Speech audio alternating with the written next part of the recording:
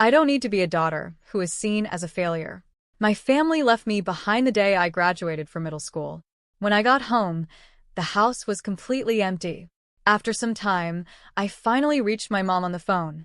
She, along with my dad and sister Evelyn, just laughed at how I reacted. It turns out they decided to move to Washington without me because Evelyn got accepted by a modeling agency. Evelyn is going to be the top model in the country, but what about me, Mary? What am I going to be? I have only one leg. Does that mean I'm worthless? I was in despair for a while, but being abandoned by my family gave me freedom. One day, I'll make them regret leaving me behind. My name is Mary Jackson, and I'm 27 years old now. I live with my grandparents on my dad's side. Here you go, Grandpa. I fixed the button on your shirt, I said. Thanks, Mary. You're really good at sewing. I can't even thread a needle anymore, Grandpa replied. It's okay. You can leave everything to me, I said, smiling. My grandparents always say how dependable I am, but fixing a shirt button is easy. I want them to rely on me for everything because they mean the world to me. They are the ones who saved me when my parents didn't care. My earliest memory is feeling strange about not having a leg. I lost my left leg below the knee when I was 4. I barely remember it, but the pain and the injection still give me shivers. What hurt more than the physical pain was being left alone in the hospital. Mom didn't come today either. Will she come tomorrow? I would ask the nurse, and she would give me a weak smile. She'll surely come on Friday, the nurse would say, trying to comfort me. But Friday never came, and my mom never showed up. The kind nurse's comforting words just made me feel worse as a child. Most kids my age were always running around and full of energy, but I had to live a quieter life for a while. Still, by the time I started elementary school, I was walking normally again with a prosthetic leg. I sometimes had to sit out during gym class, but I could climb stairs and run a little. It didn't affect my daily life much. I wasn't treated differently at school, and I had friends. I loved being at school. I wished I could stay there forever, because it was my escape. I didn't feel like I belonged at home. I tried on my new dress and asked, "How do I look?" Cute. My sister Evelyn, who's 3 years older than me, twirled around in her frilly skirt. It spread out like a flower. "Evelyn, you're so cute. Just like a model," my mom said, showering her with praise. My dad took pictures of her from all different angles. Evelyn lifted her chin like she was used to all the attention. Evelyn looks good in anything. I want to buy her lots of clothes. Maybe she'll be a model one day. Look how long her legs are, my mom said, putting her hands on her cheeks and swaying. My dad nodded eagerly. They were completely obsessed with Evelyn. At 15 years old, I was the only one who felt out of place at home. Yeah, I do have long legs, don't I? I think they're longer than my friends, Evelyn said proudly. Yes, Evelyn's legs are the longest, my mom said. It's a shame how quickly you grow out of your cute clothes. Evelyn put her finger to her lips and smiled. Normally, clothes that Evelyn outgrew would be passed down to me, but I wasn't treated the same. Mary isn't normal, though, my mom said, her voice changing. They were so excited about Evelyn, but then they'd look at me with pity. Was there some family rule to put me down at least once a day? By the time I turned 15, I accepted it. But when I was younger, it made me sad and angry. Evelyn always wore pretty skirts like a doll, while I was stuck in baggy pants. My gray or black sweatpants looked like pajamas no matter what. And, to make it worse, my tops were always t-shirts with hoodies. I want to wear a cute skirt too, I told my mom one day. She looked at me, shocked. What? That's not going to happen. Your leg isn't normal. You can't show it off. Wouldn't you be embarrassed if people saw it? I'm not embarrassed. All my friends know about my leg, I replied. Well, it embarrasses me, so stop asking, she said coldly. If you can't wear skirts, at least let me wear cool jeans, I begged. Jeans? The fabric is too tough. It would be hard for you to wear. I buy you soft pants because I care about you. Can't you see that? And besides, jeans are expensive, she explained. But you buy so many clothes for Evelyn, I pointed out. I bought you a leg, didn't I? My mom said. I'm spending money on something no one else needs, and you still want more clothes for Evelyn? A leg for you, does that sound strange? Hey, Does that sound strange? Under the pressure, I shook my head. My mom muttered more complaints. Your leg was expensive, you know. I'm paying for something you shouldn't even need, giving you a luxury, and yet you still want more. You're such a greedy child. Don't make things harder for your mother. The next day, Evelyn came home from the mall with our dad, carrying new clothes and showing off in front of the mirror. Meanwhile, I was stuck wearing the same plain sweatpants, whether I was sleeping or going out. I always wanted to dress up, and that didn't change, even when I reached middle school. In fact, I was looking forward to wearing my school uniform, but instead, I ended up going to school in my regular sweatpants. It seemed my mom had spoken to the school, claiming she was worried about me. My kind mom managed to make me look like a helpless child. When uniforms were required, I had to wear boy pants. It was convenient that the boy next door, Kyle, had just graduated, so I got his hand-me-downs. Whether it was because the uniform was available or because my mom wanted to hide my leg, I couldn't figure out her reasons. By this point, I wasn't even sad anymore. I just thought, oh, so this is how it is. As if it didn't matter. Evelyn's dream of becoming a model grew stronger. She would post pictures online with captions like "Sweets and me" or "Blue sky and me," then smirk at how many likes she got. She often made me take her photos, handing me her phone like I was her servant. I'd be in trouble if I refused, so I eventually stopped saying no. But Evelyn was very picky, making me retake the photos over and over, which was exhausting. This one looks good. The angle from below makes my legs look super long. This is perfect, she'd say, then suddenly shout, "Wait, hold on. No way, Mary. You're in the reflection of the window." Evelyn immediately deleted all the photos. That was close. It would be a disaster if people knew I had a sister like you. You showing up in my photo is so inconsiderate. You're not supposed to be seen by anyone. Think about your place, she scolded. After helping her with the photos, that's how she treated me. I didn't have the energy to argue back anymore. I just took in all her insults, knowing I wasn't needed in that house. I always felt like I was just in the way. I knew that all too well, so I tried to avoid causing any problems for my parents or Evelyn and lived like I was invisible. But never in my wildest dreams did I think they would abandon me right after I graduated from middle school. When I got home after the graduation ceremony, the house was a mess. Clothes and random things like a spatula were scattered on the floor, but the TV, refrigerator, and Evelyn's mirror were gone. It looked like no one had ever lived there. "Mom, are you here?" I called out. She had come to the graduation ceremony, but it felt like she was just going through the motions. I was the only one there whose parents didn't show any real interest. I thought maybe she had other things to do, but when I left the house that morning, she had just been lying in bed, so it was clear my graduation didn't matter to her. The strange state of the house sent a chill down my spine. I didn't care about the empty rooms. I only cared about whether my mom was okay. Could something have happened to her? A burglary, maybe? My mind jumped to the worst possibilities. Even though my mom didn't care much about me, I was worried about her. I searched the whole house, bedroom, bathroom, balcony, but she wasn't there. I tried calling her phone, but it didn't connect. Then I called my dad, but all I got was his voicemail. I started panicking, calling my mom over and over again. Finally, the ringing stopped, and I heard my mom's voice, though she sounded irritated. I was so relieved, I almost cried. "Mom, you finally answered. I'm so glad you're okay. Are you alright?" "Huh," she replied, confused. I quickly explained what I saw when I came home, and then, out of nowhere, she started laughing. "What are you even talking about? There was no burglar," she said. "How do you know that?" I asked. "Of course, we know because we moved out." What? I hadn't realized it until then, but the noise in the background sounded busy, like they were somewhere else. I could hear Evelyn and my dad laughing, too. "Hey, Mom, what's Mary saying?"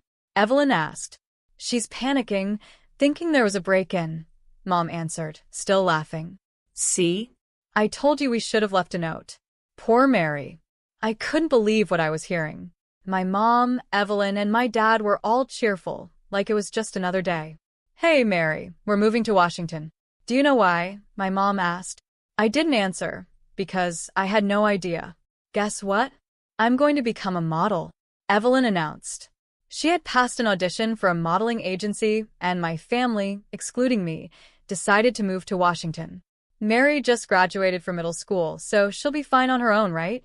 My mom continued. We could have moved earlier, but we waited until today for your sake. You get that we were being kind, don't you? They took care of me until I finished middle school, but now they were leaving me behind without a second thought. I wanted to go to school, but I had to figure out the money by myself. Finding a job at that moment seemed impossible. My mom taunted me with a cheerful voice. Well, try to figure it out on your own. I was frozen, still holding the phone to my ear, when she delivered the final blow. Evelyn is going to be the #1 model in the USA, and Mary, what will you become? We don't need a failed daughter. Then she hung up. It felt horrible, impossible. I wanted to scream, help me, don't leave me. I thought about calling her back to beg, but I stopped myself. She wouldn't listen anyway. I was just 15, fresh out of middle school, and now I had to live on my own. Could my teachers help me if I asked? No, that would only bother them. Then I thought of my grandparents. They lived in the same city, but I hadn't seen them in 15 years.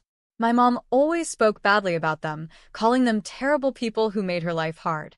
I wasn't sure if they would even take me in, but they were the only family I had left. Still wearing my middle school uniform, with a flower pin for my graduation, I took the bus to my grandparents' house, barely remembering what they looked like. When I arrived, my grandma opened the door. Mary, is that you? You've grown so much. I've missed you, she said with tears in her eyes, hugging me tightly. I had prepared myself to meet mean people, but all the tension left my body, and I started crying. Emotions I didn't even realize I had came pouring out as I collapsed at the entrance. I told my grandparents everything, sobbing uncontrollably. My grandma's face was full of sadness, not knowing what to say, while my grandpa gently patted my shoulder. It's okay, you don't need to worry, he said softly. They weren't the bad people I had imagined. In that moment, I was saved by them, the only ones who cared. Mary, you're not a failure. You're just a normal girl. Don't be afraid, live the way you want to, they told me. Since that day, I've been living with my grandparents. They've never told me no whenever I ask them for advice. They always say, give it a try. For the first time, I wore a knee-length skirt that fluttered as I walked. Mary, you look lovely. It suits you, my grandma said with a smile. I felt a mix of shyness and joy. That was the first time I realized how much happiness wearing clothes I liked could bring me. My grandparents accepted me no matter what. When I dyed my hair blonde, my grandpa just smiled and said, "It looks good on you." When I bought pants with holes in the knees, my grandma worried and added little patches to cover them.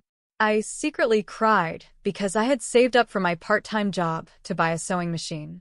But on Christmas morning, I woke up to find a high-end sewing machine next to my pillow. I was so surprised that Santa Claus came for me at my age. These are some of my most precious memories. Living without restrictions, I went on to attend fashion school after graduating from high school. While I was still in school, I launched my own brand. I designed the cute skirts and cool denim pants I had always dreamed of. My designs focus not only on style but also on inclusivity clothes that anyone can wear comfortably, regardless of age, health, or physical limitations. Now, at 27, my work is going well, and I feel like I'm living a fulfilling life. But everything suddenly changed when I heard a familiar voice. "Mary, long time no see," my mother said, arms open as if waiting for a hug. She was standing in front of my company. I stepped back, but she quickly moved closer. My father was also there, scratching his head and smiling awkwardly. "Wow, Mary, I didn't think you'd make it this far. This is your company, right? That's amazing. I always knew you'd become someone great." It had been 15 years since my family abandoned me. I wasn't expecting a heartwarming reunion. The reason they were here now was obvious. Recently, I was interviewed on TV about my company. The focus was on my products, but my parents were more interested in the fact that I was the CEO. "Really amazing, Mary. I saw you on TV and immediately looked up everything about you. Your company's sales are $800 million. Does that mean you're a billionaire now?" Wow, I'm so proud of you, my mother said excitedly, grabbing my hand. We've moved back from Washington. Let's live together again, she added, narrowing her eyes as if she were being kind. But despite the warmth she tried to show, I felt nothing but chills. I tilted my head slightly and said, "Excuse me, but I don't have a mother." What? Mary, she asked, looking shocked. Trying not to sound too serious, I smiled and replied, 15 years ago, my family, my mother, father, and sister abandoned me. So, I don't have a mother. Over the years, when friends or others asked about my family, I always smiled and acted like everything was fine. If I told the truth that my family left me on the day of my middle school graduation, people would just feel sorry for me. So I never let anyone know the full story. I don't care about the past, I said calmly. Are you still angry, Mary? Holding a grudge over something that happened 15 years ago? My mother asked, trying to laugh it off. You're surprisingly vindictive. I kept my polite smile. It's been 15 years. I'm not angry anymore. I just don't care about people who don't matter to me. My mother's face twitched, and her eyes widened. It's funny how, when you become successful or get rich, suddenly more relatives appear. Like flies swarming around money, they need to be dealt with. Looking at the woman in front of me, I couldn't even be sure she was really my mother. After 15 years, she looked so different from the woman in my memories. Come on, Mary. We're family. We have a bond that can't be broken, she said, rolling her eyes before grabbing my hand again. I can't say much about family because my memory of it has faded. But you're not my mother, I replied, still calm. Her grip on my hand tightened, but I didn't flinch. My mother isn't an old woman with wrinkles like you, I added, not breaking my expression. Her hand jerked away, and she quickly covered her face. My sister had gone to Washington to become a model, and I remember my mother always taking care of her looks, obsessed with skincare. Even though 15 years had passed, a woman in her 60s shouldn't look like this. No offense, but aren't you in your 80s? I asked. She let out a small cry, her face twisting as more wrinkles deepened. The sight was like something out of a fairy tale, like a wicked old woman. Even though I was treating her like a stranger, part of me knew she still had traces of the mother I once knew. But it was true, she looked much older than she should. Her face was covered in wrinkles, and her cheeks sagged like a bulldog's. Her hair was streaked with gray, dry, and frizzy. She wasn't just thin. She looked starved. The fingers that had gripped my hand earlier felt like dried-up twigs. You ungrateful child, she snapped. After everything I did for you, giving birth to you, raising you, and this is how you repay me? I am your mother. Shouldn't a daughter show some respect? She lunged at me, her desperation clear. It was obvious she was struggling in life. Respect? I asked quietly, watching her carefully. Her lips twisted into a smile. You're a CEO now, right? It's only natural for you to support your family, she said. Yes, I'll support my important family, I replied, easily shaking off her frail hand. But my family only includes my grandparents. What? She gasped. The rest of my family abandoned me, I said, walking away. I have no obligation to help you, right? I said calmly. But you have money. Don't be mean. I'm not asking for your whole fortune, just about $30,000, my mother pleaded, clinging to me desperately. Her tone softened as she tried to get through to me, her eyes filling with tears. Look, Mary, I'm in trouble. Life in Washington is tough with the high cost of living. I've had to borrow some money. Can't you help me? We're family, aren't we? She begged, tears streaming down her face. But the sight of an old woman pleading didn't touch my heart. I was getting tired of dealing with her when I saw 3 figures approaching behind her. My mother turned around, and her face twisted in annoyance. What do you want now? She spat, glaring at my grandparents. Is it wrong for a mother to visit her daughter? She asked, trying to defend herself. Yes, it is, my grandpa replied sharply, without hesitation. You've got some nerve showing up after abandoning your daughter. You said she was no longer needed, right? You threw her away like trash, and now you're begging that same trash for help. How pathetic. Mind your own business, my mother snapped. Grandpa smirked, The trash you threw away turned out to be a diamond, didn't it? How ironic. My mother bit her lip as Grandpa's words stung. She had always painted my grandparents as the villains, but after living with them for 15 years, I knew they were nothing like she had said. Even though Grandpa was angry now, he never spoke ill of my parents, even after they abandoned me. Trying to ease the tension, my grandma spoke gently. "We've heard that you've been going to relatives, asking for money. Are you struggling financially?" My mother's face flushed with embarrassment. She pressed her lips together and muttered, "Yes, that's right. I have no money." Then, as if something snapped inside her, she shouted, "I have no money. And it's all because of Evelyn." Hatred flashed across her face as she spoke about the daughter she once adored. "We spoiled her. But for what? Nothing. All for nothing. She just spends money on clothes and makeup, never landing any modeling jobs. She's useless." My mother's frustration boiled over as she stomped her foot, her behavior shocking me. I could hardly believe what I was seeing. Suddenly, something large burst out from behind a tree, and for a second, I thought it was a wild animal. My heart nearly stopped, but then I realized it was Evelyn.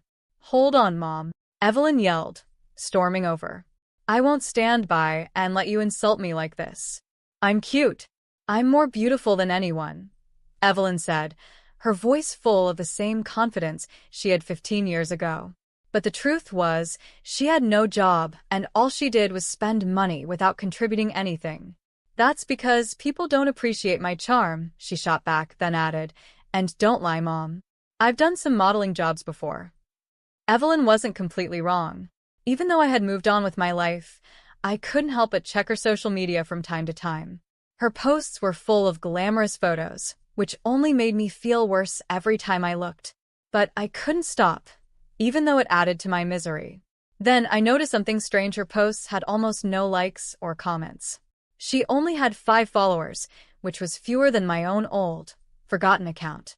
The few comments she did have felt kind of mean, and when I checked out those accounts, it became clear they were making fun of her. No experience, but she acts like a pro. Spends hours demanding reshoots because the photos don't capture her charm. No wonder she doesn't get modeling jobs. Who would want to work with her? One comment read, "What do they know? What's wrong with being picky when I'm a professional?" Evelyn snapped, clearly frustrated. But the truth was, she wasn't getting any modeling jobs, and it was obvious why. I looked closely at her now. Her face was overly bright, her eyes seemed too large, her lips too pink, and her chin too pointed. The Evelyn standing in front of me looked nothing like the person on her social media. It was all built on lies and fake appearances. "I'm different from those other models," she said proudly. "I don't need surgery or fake compliments. I'm a real model. I don't suck up to people for jobs like those other girls. I'd rather stay out of that ridiculous world." Despite being disowned by our mother, Evelyn's confidence was still strong. In a strange way, I kind of admired her for it. Who would have thought that Mary would become a CEO of an apparel brand? "Maybe you want me to be your model, huh? Is that it?" she asked, smiling confidently. "I don't usually work with family, but if you insist, I might just consider it." Her positive attitude was probably because our parents spoiled her so much. She was the complete opposite of me. I had always been the one looking down, unsure of myself. I wasn't sure if I envied her or not. "You as our model?" "Well, it depends on the terms," I replied. "I might even sign an exclusive contract." "Oh, really?" she said, perking up. "But there's one thing," I continued. "Our brand values a natural vibe. We showcase people as they really are, without edits. So it might be difficult for you." "What?" Evelyn's eyes widened in shock. "I've seen your Instagram," I said. "The you on there and the real you, they're completely different. Modeling without edits? Are you serious?" Evelyn gasped. Her eyes opened so wide that her fake eyelashes fell off, and the makeup on her face started cracking, like porcelain. "I'm not going to give you money or use you as a model. You abandoned me, so please leave me alone," I said clearly, then turned my back on them.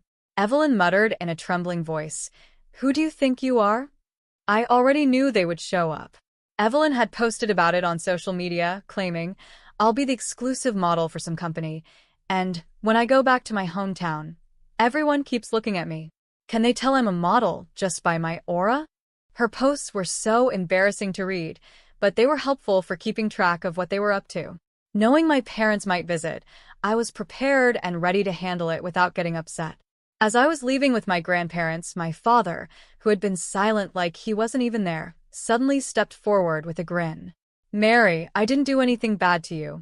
I was just a victim, scared of your strong-willed mother and Evelyn. I've always been worried about you deep down. That counts, right? His words caught me off guard, and I hesitated for a moment. Then he turned to my grandparents, apologizing seriously. Dad, Mom, thank you for taking care of Mary. She's my precious daughter, and you've protected her. But from now on, I'll be the one supporting her. My grandparents looked surprised. But before anyone could respond, my mother shouted in anger. You might as well have not been there at all, so just stay quiet. She was right. Her words snapped me back to reality. Aren't you also to blame for doing nothing, Dad? What? No, that's not fair. It was Evelyn and your mother who were hostile. Don't lump me in with them, he protested, trying to win me over. His attempt to act innocent was disgusting. I realized I felt nothing toward him. He was just someone whose presence or absence didn't matter. He wasn't needed in my life. Don't start acting like a father now. Mary doesn't need you, my grandpa said, voicing exactly what I was feeling. Looking embarrassed, my father tried to fade back into the background, a role he had always played well. But my mother, still hopeful, reached out to me weakly. Her older appearance made her look pitiful, a tactic she likely used to gain sympathy. Mary, I'm really sorry. It was all my fault. You've always lived without complaining, being such a good and admirable child. I thought you didn't need my help because you seemed so strong, she said softly, her words filled with regret. I realize now the truly precious daughter wasn't Evelyn, it was you, my mother said, her tearful eyes fixed on me. Evelyn might have passed the audition for the modeling agency, but instead of making money, she ended up paying them for entry fees and lessons. Could she have been tricked? My mother wondered aloud. Your father even quit his job to move to Washington to support her, but there were prettier girls everywhere. Evelyn becoming a model was never really possible. As I stayed silent, my mother kept talking. But you, Mary, you're a CEO. How wonderful. You're my daughter, and I'm so proud. The more she praised me, the colder I felt. But wasn't I the daughter you didn't need? I asked. Oh, did I say something like that? She said, pretending she didn't remember. Before she could continue, my grandpa cut in. It's rich for you to say that, considering you're the one who caused Mary to lose her leg, he said. My mother flinched. What? That was an accident. I confused the gas pedal with the brake, she said defensively. I didn't mean to. I drove into Mary while she was playing in the yard. It was a miracle she survived. That was decades ago. Why bring it up now? You've blamed me enough for that. Are you still trying to torment me? She snapped, showing no remorse. Even after all these years, she still wouldn't admit fault. It wasn't about me, was it? It was always about you, I said quietly. I have no memory of that time, but now I understand. This leg, it's because of you, Mom. It wasn't because I hated you, she cried. It was an accident. The guilt made me harsh toward you, Mary. That's all. That horrible accident, it's haunted me. She broke down crying, acting like the victim. But I wasn't moved. I'm the one who should be crying, I said, my voice firm. You couldn't admit your mistake. Instead of apologizing, you just made everything worse. Me, a failure? No, Mom. You're the real failure. Don't ever show your face to me again. My mother's dramatic crying stopped, and she stared at me in shock. Grandpa chuckled softly. How does it feel to be called a failure by your own daughter? He asked, smiling. My mother shook with anger and sadness, but no words came out. Grandpa turned to me, his face kind. Come on, Mary. We're going to be late for our lunch reservation. Let's go enjoy that French cuisine. My family now is only my grandparents. After that incident, Evelyn somehow became a bit of a celebrity. Her social media suddenly gained more likes and comments. It turns out someone had recorded our argument and posted it online. The clip showed Evelyn and my mother berating me, and it sparked a flood of criticism against them. Evelyn must be thrilled she finally achieved her dream of fame. It was all a misunderstanding, Mary. Please explain, she and my mother begged me. But the more they tried to argue online, the worse it got for them. Mary, you have to help us, they pleaded. There's nothing I can do, I replied with false humility. I'm just the trash you threw away, remember? No matter how hard they tried, nothing worked. Eventually, they gave up, switching from begging to screaming in frustration. I was done with them. I increased security at my company to make sure I wouldn't run into them again. At first, Evelyn, always so positive, tried to take advantage of the attention. She filled her social media with selfies, hoping to turn the critics into fans. But, as expected, it didn't work. The comment sections were full of harsh remarks, and even Evelyn's upbeat attitude couldn't handle it. After a few sad posts, Evelyn stopped updating altogether. I don't know what happened to Evelyn, or my mother after that. Oh, and my father? I almost forgot, he's just as irrelevant. This encounter with my parents made me even more grateful for my grandparents. Grandpa, Grandma, thank you, I said, feeling a bit shy as I expressed my gratitude. Grandma took my hand and smiled. It's normal for grandparents to love their grandchild. Thanks to them, I've been able to live a normal life. Children should always be spoiled by their grandparents. I'm already 27, you know, I said, laughing. To us, you will always be our baby, Mary. Age and social status don't matter. You can always be yourself with us, Grandma said warmly. And with them,